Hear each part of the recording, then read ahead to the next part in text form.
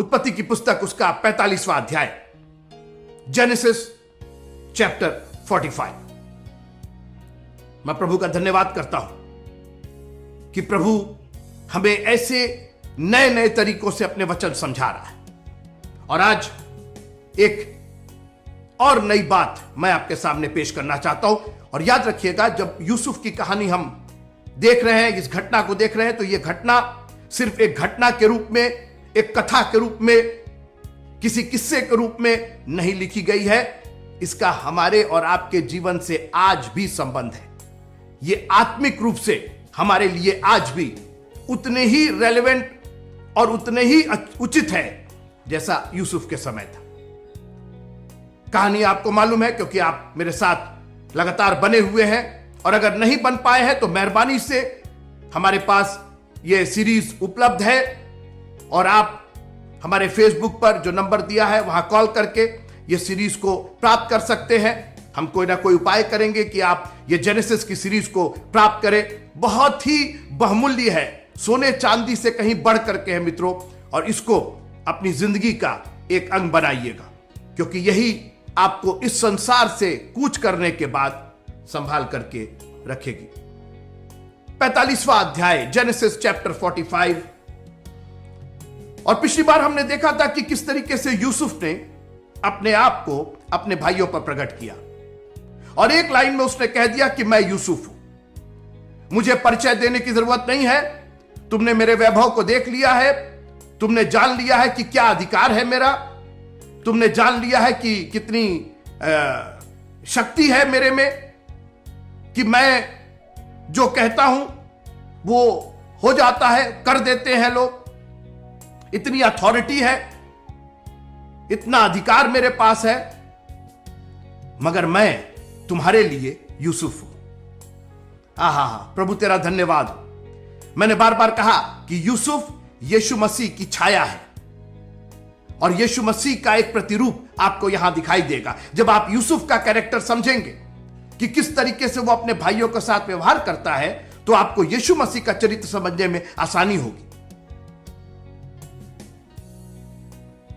यूसुफ ने अपने भाइयों से कहा कि अभी तक मैं मिस्र देश का अधिकारी था तुम्हारे लिए, मैं यहां का प्रधानमंत्री था, मेरे हाथ में तुमने अधिकार देखा था अभी तक, मगर आज तुम मुझको यूसुफ के रूप में देखो। हां, वही यूसुफ जो तुम्हारा भाई है। और यीशु मसीह ने कितने आसानी से हमें अपना भाई बताया, अपनी संतान बताया, अपने आप को हमारे लिए दे दिया, करीबी हो गया वो हमारा। उसने कहा, आपसे मैं तुमको गुलाम नहीं कहूंगा, दास नहीं कहूंगा। हम लोग जरूर प्रभु के दास है क्योंकि हम उसकी सेवा करते, मगर उस तरह का दास नहीं जैसा उड़ाऊ पुत्र ने आके कहा था कि अपने दास के समान, अपने नौकर के समान रख लीजिए। उसने कहा, ना ना ना, तुम मेरे बेटे हो, बेटे के समान रहोगे, वो हमारा स्वर्गीय पिता है, और उसने हमको अपनी संतान होने का, दास होने का नहीं, गुलाम होने का नहीं। वो दास अलग है, जो सर्वेंट हम लोग कहते हैं, we are the servant of God, that is a different thing. लेकिन यीशु मसीह ने दास हमें नहीं बनाया, गुलाम नहीं बनाया, हमको एक फ्री विल दिया, और इसने कहा कि मैं यूसुफ हूं। अब आगे सुनिए, उत्पत्ति उसका 45वां अध्याय, Genesis chapter 45 and verse number 6। क्योंकि अब 2 वर्ष में इस देश में अकाल है, और अब 5 वर्ष और ऐसे ही होंगे। अब मेरी बात थोड़ी देर ध्यान से सुनिएगा। 2 वर्ष तो कट गए, 7 साल का अकाल था, 2 वर्ष कट गए, तुम आते और जाते रहे, व्यवस्था के अधीन, व्यवस्था के अनुरूप तुमने पैसे दिए और तुमको उसके बदले में अनाज दे दिया गया। यह व्यवस्था थी। सुनिएगा, व्यवस्था के अधीन अभी तक तुम अन्न लाते थे, ले जाते थे, मगर अब व्यवस्था के अधीन नहीं रहोगे, क्योंकि तुम तो मेरे भाई हो, मैं यूसुफ हूं, मैं अब तुमको पैसे लेकर के, सुनिएगा आप, यीशु मसीह, बाइबल कहती है कि उसने हमें व्यवस्था के श्राप से छुड़ाया।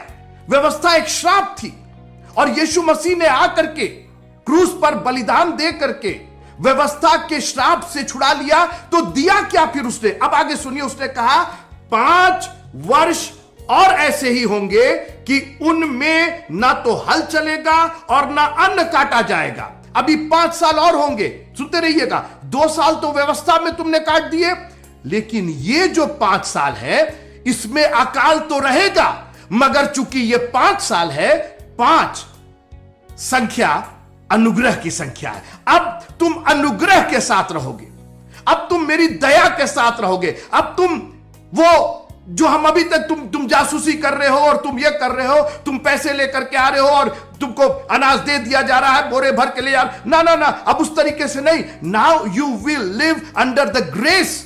अब तुम यहां पर एक अनुग्रह के साथ रहोगे। और हमारे प्रभु बाइबल कहती है कि वो जब इस दुनिया में आया, अनुग्रह पर अनुग्रह लेकर के आया, वचन देहधारी हुआ, और अब वो वचन यीशु मसीह अनुग्रह पर अनुग्रह लेकर के आ रहा है। ये 5 साल अनुग्रह के साल होंगे, तुम अनुग्रह के साथ रहोगे। और क्या रहोगे, आगे सुनिए। सो परमेश्वर ने मुझे तुम्हारे आगे इसलिए भेजा। एक तो तुम क्रेडिट नहीं लो, उसने वही खत्म कर दिया उनकी चाल को। वो सोचे, अरे देखो, अगर हम यूसुफ को नहीं बेचते और नहीं ऐसा करते और नहीं उसके साथ, तो यूसुफ यहां नहीं पहुंच पाता। ये तो क्रेडिट लेना ही नहीं तुम, क्योंकि जितने काम तुमने किए वो अब अनुग्रह के ही अधीन आएगा, क्योंकि जो तुमने काम किए तुम डिजर्व नहीं करते हो। अब तो मैंने प्रकट कर दिया ना, तुम जान गए कि मैं यूसुफ हूं, मैं जानता हूं कि तुम मेरे भाई, वो वाले भाई जो कैसे हो। अब जो हमारे बीच, हमारे और तुम्हारे बीच जो रिश्ता होगा वो अनुग्रह का रिश्ता होगा, क्योंकि तुम डिजर्व नहीं करते हो। तुमने तो जिस तरीके से हमको गड्ढे में डाला, तुम तो मार डालना चाहते थे, तुम तो हमको खत्म कर दिया, तुम तो हमसे जेलसी रखते थे। और लेकिन अब तुम जिंदा रहोगे अनुग्रह की वजह से। और परमेश्वर ने मुझे भेजा है, वचन देहधारी होकर के आया।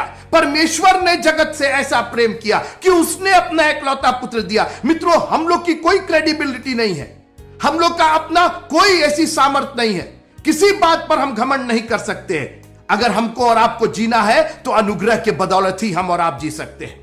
हमारा उद्धार हुआ है अनुग्रह के बदौलत। वह अनुग्रह पर अनुग्रह लेकर के आया। हमें इतने अनुग्रह की जरूरत थी, क्योंकि हम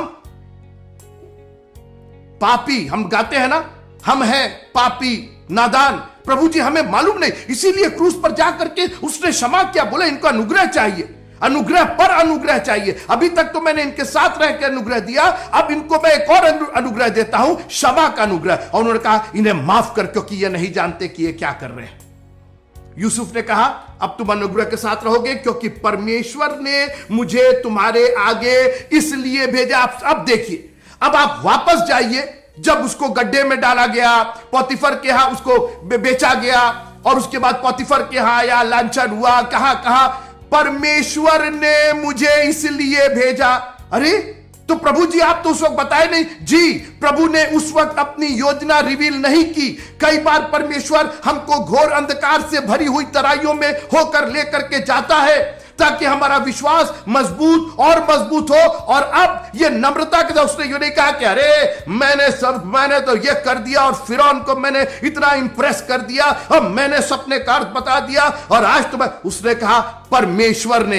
मित्रों, मैं आपसे निवेदन करना चाहता हूं, खुदा ने अगर आपको कुछ बनाया है तो अपनी नहीं बल्कि खुदा की बड़ाई करिए और कहिए खुदा तेरा शुक्रिया अदा करते हैं। आज हम जो कुछ है, जो कुछ होने की ख्वाहिश करते हैं, बढ़ती ना तो पूरब से और ना पश्चिम से, लेकिन परमेश्वर एक को घटाता और एक को बढ़ाता है। और आज यूसुफ एक्नॉलेज करता है कि यह परमेश्वर की योजना थी। हां, मेरे को उस वक्त समझ में नहीं आ रहा था पोतीफर के घर में क्यों मुझको इस तरीके से लांछन लगाया गया, मैंने तो एक अच्छी जिंदगी दी, लेकिन आज उसको समझ में आया नम्रता और दीनता के द्वारा ही हम परमेश्वर के अनुग्रह को प्राप्त कर सकते हैं। और उसने कहा परमेश्वर ने मुझे तुम्हारे आगे इसलिए भेजा कि तुम पृथ्वी पर जीवित रहो और तुम्हारे प्राणों के बचने से तुम्हारा वंश बढ़े। आप यीशु मसीह की बात को याद कर रहे हैं? मैं इसीलिए आया हूं कि तुम जीवन पाओ और बहुतायत का जीवन पाओ। मैं खोए हुओं को ढूंढने, उनका उद्धार करने, पापियों को ढूंढने, उनका उद्धार। कैन यू इमेजिन कैसा हमारा प्रभु है? सब कुछ वो परमेश्वर ने मुझे इसलिए भेजा है।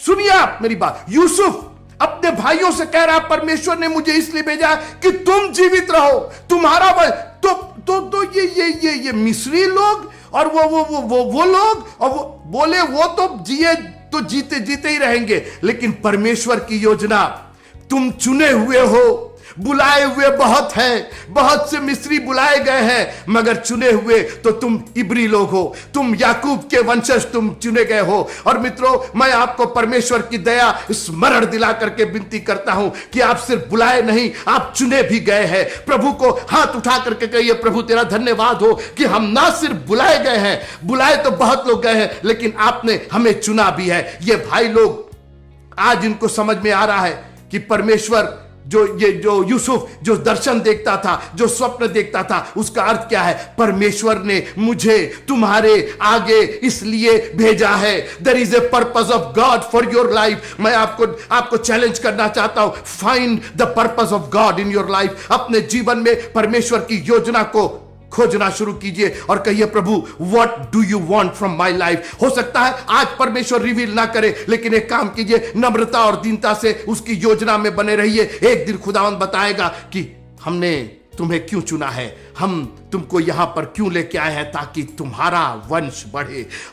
लेकिन सर, वो मिस्री लोगों का और वो अन्य जाति लोगों का और वो जो गैर मसीही है, बात उसकी है ही नहीं, बात तो चुने हुओं की है। वो तो अपनों के पास आया, हां, अपनों ने ग्रहण नहीं किया। ये अपनों की प्रॉब्लम थी, उसकी प्रॉब्लम नहीं थी।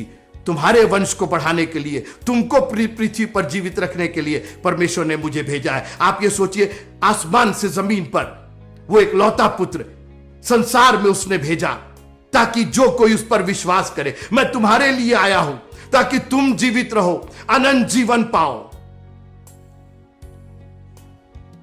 कैसा प्यारा प्रभु है।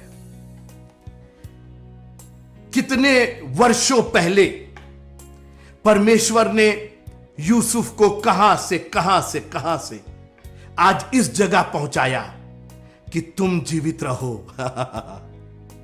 कितने साल की योजना परमेश्वर की, भविष्यवक्ताओं से भविष्यवाणी कर करके, आप वो छोड़ दीजिए, बागे अदन से स्त्री का वंश तेरे सर को कुचलेगा, कह दिया, वहीं पर कह दिया, वहीं से योजना शुरू कर दिया उसने। और एक दिन, मरियम तू एक बेटा जनेगी, तू उसका नाम यीशु रखना। वो योजना, मैं आया हूं, मैं इसीलिए आया हूं, मैं खोए हुओं को ढूंढे, मेरा और कोई काम नहीं है, मैं सिर्फ खोए हुओं को ढूंढ। और कौन खोया है? जो पहले से चुना हुआ है। कौन खोया हुआ था? जो भेड़ उसी भेड़शाले की थी, वो खोई हुई। वो जो सिक्का था वो उसी 10 सिक्कों में का एक था, वो बाहर से नहीं आया था। बहुत सारी चीजें घर में होंगी, लेकिन खोई तो एक भेड़ी थी, एक सिक्का ही खोया था और एक पुत्र खोया था। नौकर नहीं खोया था, दास नहीं खोया था, कोई गैर मसीही नहीं खोया था, पुत्र खोया था और पुत्र को वापस लिया। मैं खोए हुओं को ढूंढे और उनका उद्धार करने आया हूं। मित्रों, मैं नहीं जानता हूं कि आप कहां खो गए हैं, मगर आज मैं आपके साथ यह संदेश छोड़ना चाहता हूं कि परमेश्वर ने अपने पुत्र को इसीलिए भेजा ताकि जो कोई इस पर विश्वास करे वो नाश ना हो। आपको नाश होने से बचाने के लिए यीशु मसीह अपने लिए नहीं आए, हमारे और आपके वास्ते आए। हमको नाश होने से, तुम्हारा यूसुफ तो हम तो जी ही जाएंगे, हमारे चक्कर में नहीं रहो, तुम्हारा वंश बढ़े, तुम पृथ्वी पर जीवित रहो। ये शब्द थे यूसुफ के अपने भाइयों के प्रति।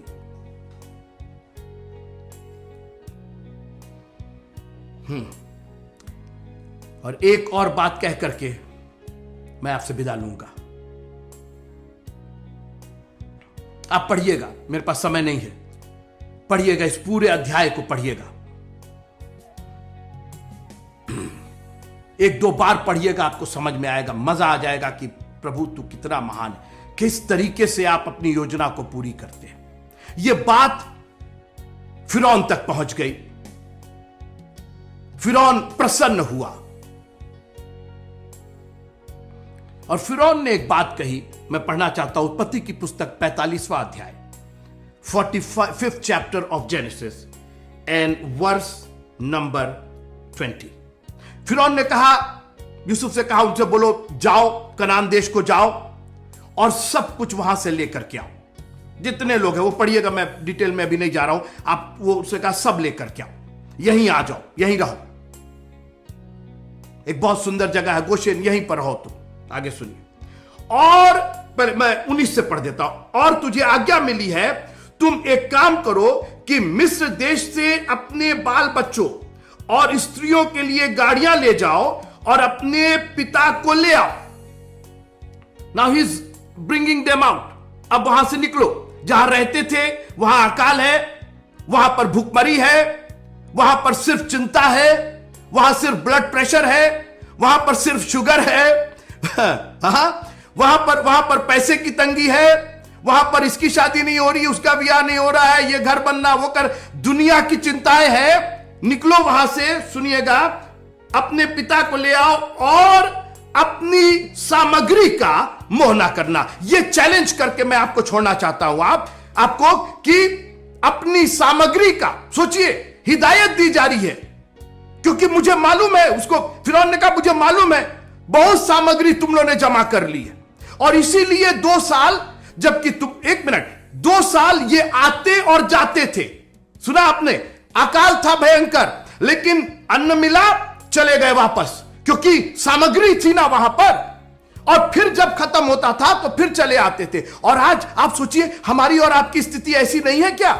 जब हमको जरूरत होती है हम प्रभु के पास चले आते। अभी दुनिया में महामारी है तो दुनिया की लोग प्रभु के पास चले आ रहे। ये भी प्रार्थना कर, जो कभी प्रार्थना में नहीं जाता था, जो कभी ऑनलाइन नहीं होता था, आज वो भी ऑनलाइन सुनने को तैयार है। और फिर जब सब खत्म हो जाएगा फिर अपनी सामग्री को चले गए। आज मैं आपको चैलेंज करना चाहता हूं, कहीं ये सामग्रियां आपको आपके अकाल में मार ना डाले, आपको बर्बाद ना कर दे।